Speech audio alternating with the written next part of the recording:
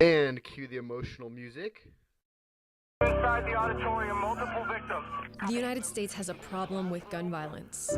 So that was the beginning of a video called The State of Gun Violence in America, explained in 18 charts.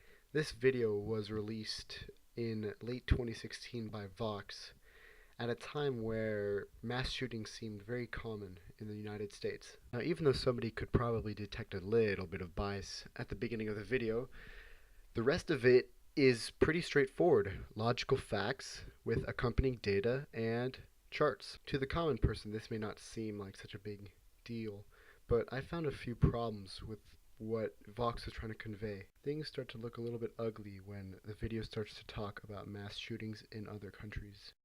Shootings in public populated places. That's excluding gang violence and terrorism. Of course, the US is a much larger country, but if you adjust for population size, it still ranks higher. Of these countries, Finland is next, with just 2 shootings over 14 years, but a much, much smaller population. And this type of tragedy seems to be happening more often. So right here we have a hockey stick graph that is kind of distorting the truth, because in reality the US has a way bigger population than all of these countries, so the number of public mass shootings in a country isn't really that relevant. Here it looks like they're doing a better job because they're giving us the number per 1 million people. But something still isn't quite right. If you look carefully, you can see that it says number of shootings per 1 million people. Using the power of the internet, I was able to pull up a document from the same source. Now here we're looking at something a little bit more relevant, and that is the number of mass shooting fatalities per 100,000. I took the liberty of circling the United States in blue while highlighting countries with higher fatality rates for mass shootings. These countries are Switzerland, Norway, and Finland, which are all very developed nations. Now I wonder why this kind of information wasn't shown in the video. Here you can clearly see that the US isn't as dangerous as one may think, with countries like Switzerland and Norway being more dangerous in terms of fatality rate. I believe that the fatality rate from a mass shooting is way more important than how many happen.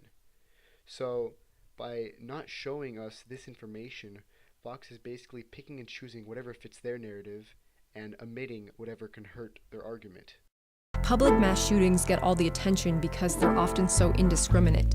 But the truth is, mass shootings are unlike most gun deaths in America. Here's how it breaks down.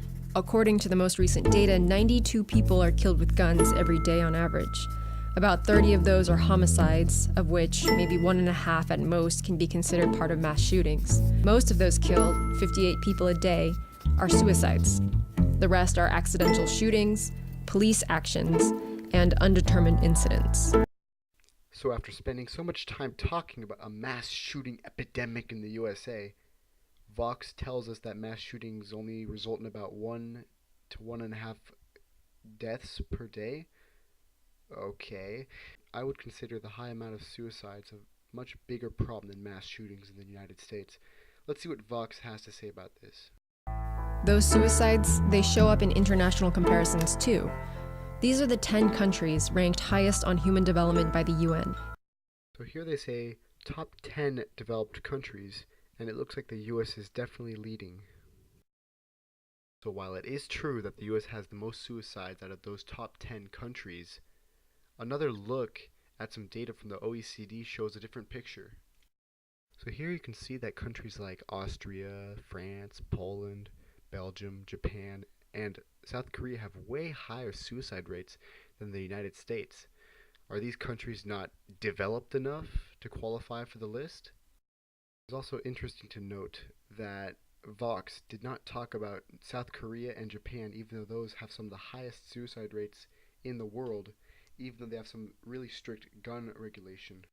Once again, you can see how Vox was just choosing the information and data that fit their narrative the best. If they had chosen to include South Korea, North Korea, France, and other countries, then you would have clearly been able to see that the US does not actually have a suicide epidemic. So my goal today was not to debunk this video or to express my anti-gun control sentiments.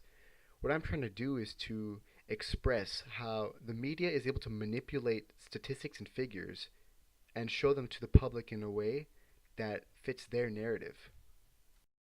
It is pretty sleazy that the video is titled "The State of Gun Violence Explained in 18 Charts," because that would make one think that the video is completely factual and free of all opinion. This video is not just one that is opinionated or biased, it is a video where facts are deliberately manipulated. I feel like Vox's video is the perfect representation of what's happening today in society.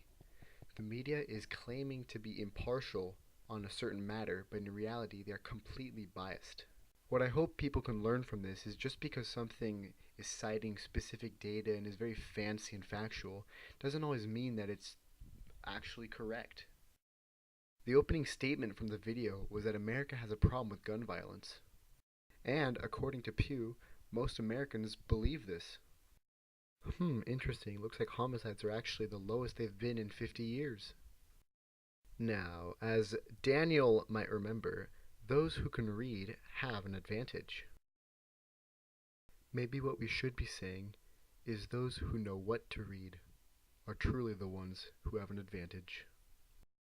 Thank you for watching. Please leave a like and please subscribe to my imaginary YouTube channel.